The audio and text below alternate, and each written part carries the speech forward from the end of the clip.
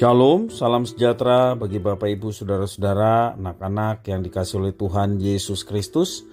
Berjumpa kembali bersama saya Pendeta Eka di dalam renungan firman Tuhan pada hari ini, hari Jumat 13 Januari 2023. Sukacita dan damai sejahtera dari Tuhan Yesus kiranya menyertai hidup kita sekalian. Puji nama Tuhan. Pembacaan firman Tuhan hari ini sampai pada pembacaan kitab Ratapan pasal yang kedua. Kiranya firman Tuhan memberkati kita sekalian. Baik, sebelum kita akan merenungkan bagian firman Tuhan hari ini, mari kita akan berdoa bersama. Tuhan Allah Bapa di surga, di dalam Yesus Kristus, kami datang kepada Tuhan mengucapkan syukur terima kasih untuk kasih dan pemeliharaan Tuhan yang sungguh nyata kami alami. Biarlah semua itu menjadikan kami semakin mengenal pribadi Tuhan, dan kami mau hidup di dalam Tuhan dan mau terus mentaati apa yang telah Tuhan perintahkan. Karena itu Tuhan, kami mau terus mempelajari dengan tekun firman Tuhan. Kau yang mampukan untuk kami dapat memahaminya, juga Engkau menolong kami untuk dapat menggenapinya. Terima kasih Bapa, inilah diri kami sedia untuk belajar firman Tuhan. Demi nama Tuhan Yesus kami berdoa. Haleluya, amin. Saya akan bacakan dalam Ratapan pasal 2 ayat 1-9. Demikian firman Tuhan. Ah, betapa Tuhan menyelubungi Putri Sion dengan awan dalam murkanya. Keagungan Israel dilemparkannya dari langit ke bumi. Tadi ingatnya akan tumpuan kakinya tak kala ia murka. Tanpa belas kasihan Tuhan memusnahkan segala ladang Yakub. Ia menghancurkan dalam amarahnya benteng-benteng putri Yehuda. Ia mencampakkan ke bumi dan mencemarkan kerajaan dan pemimpin-pemimpinnya.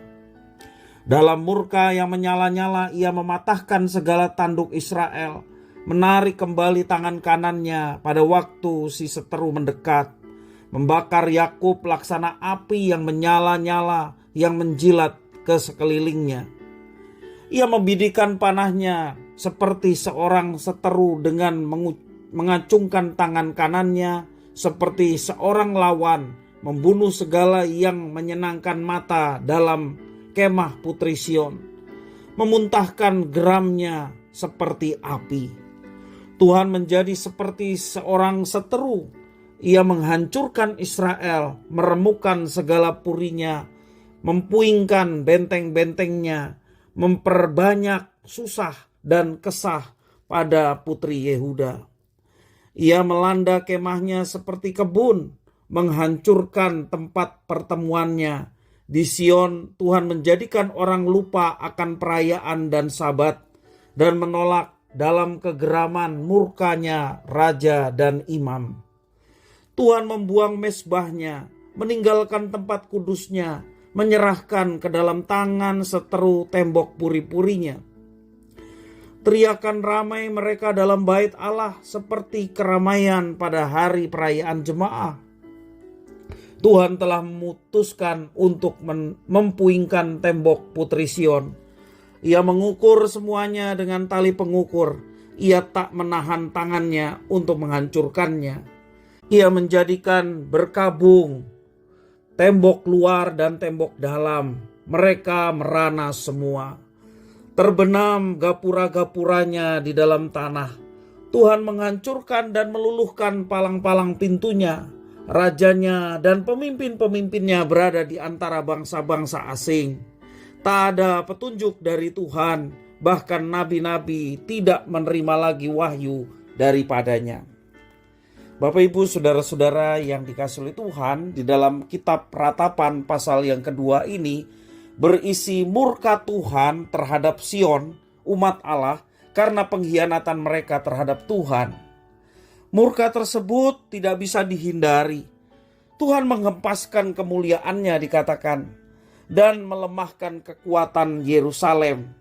Yerusalem adalah tempat di mana Israel menyembah Tuhan, di mana Shekinah, kemuliaan Tuhan hadir di tengah umatnya. Tetapi semuanya itu tinggal kenangan. Tidak ada lagi kekuatan di Yerusalem.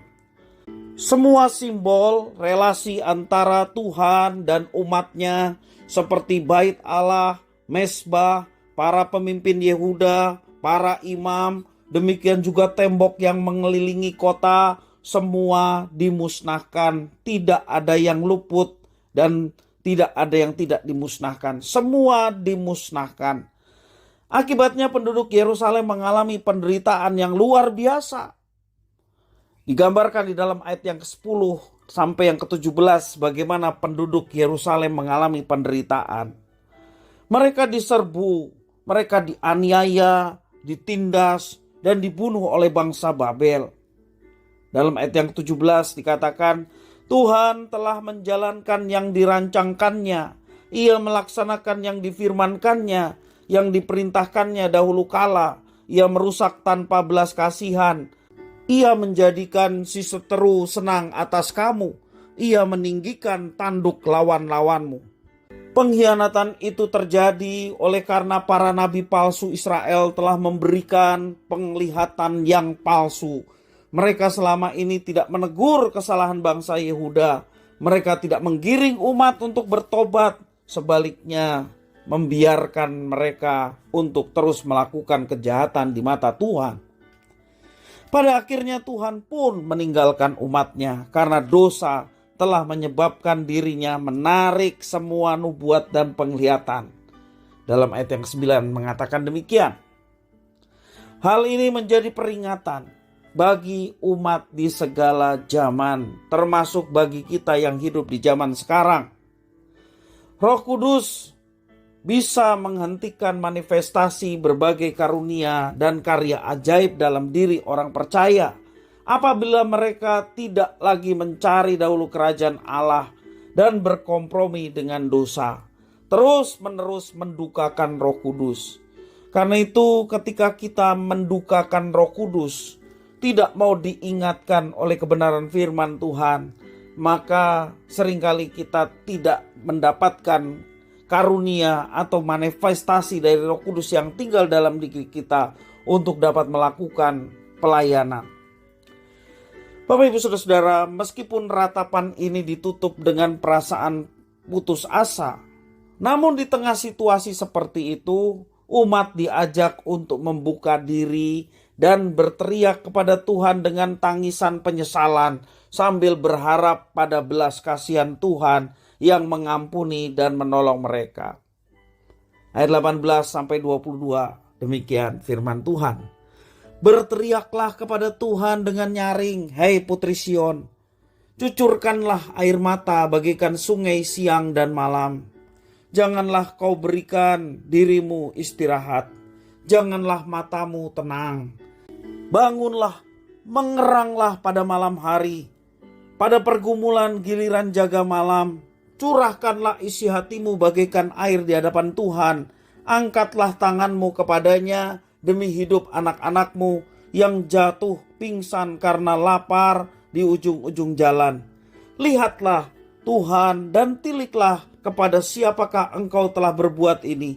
Apakah perempuan harus makan anak kandungnya? Anak-anak yang masih dibuai?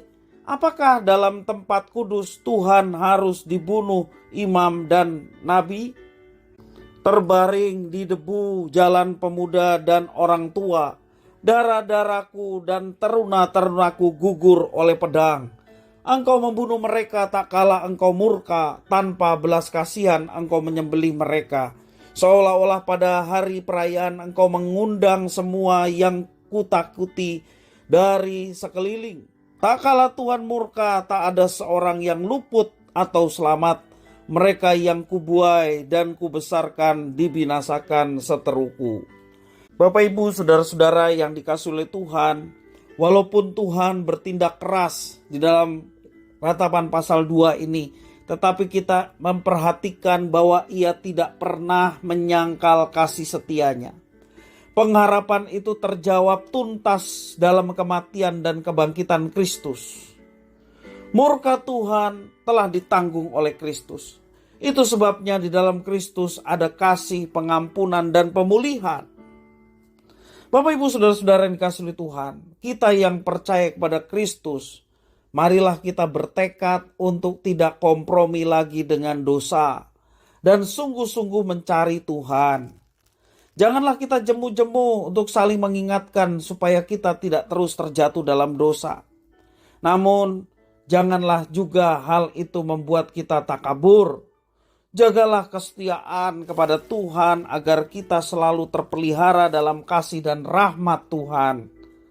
Mintalah pertolongan dan pimpinan Tuhan untuk kita hidup dalam cinta kasih Tuhan dan rahmat Tuhan, dan terus berjuang di dalam kehidupan kita untuk mematikan setiap perbuatan-perbuatan dosa, perbuatan-perbuatan yang tidak berkenan kepada Tuhan, sehingga kita hidup di dalam kasih karunia Tuhan dan menghargai akan pengorbanan Kristus yang sedemikian besarnya untuk kita sekalian, orang-orang yang sesungguhnya layak dimurkai karena dosa dan pemberontakan kita.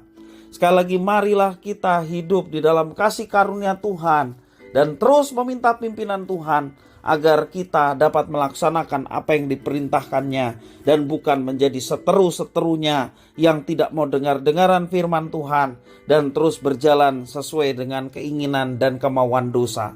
Kiranya firman Tuhan memberkati kita sekalian. Mari kita berdoa. Tuhan Allah Bapa di sorga, di dalam nama Tuhan Yesus, kami sungguh bersyukur atas firman Tuhan. Mampukan kami untuk menjadi pelaku-pelaku firman dan tidak terus hidup di dalam dosa yang sesungguhnya mendatangkan murka Tuhan atas diri kami. Terima kasih atas pengorbanan Kristus yang mengampuni kami dan memberikan pemulihan, bahkan kasih karunia Tuhan yang mendatangkan keselamatan bagi kami.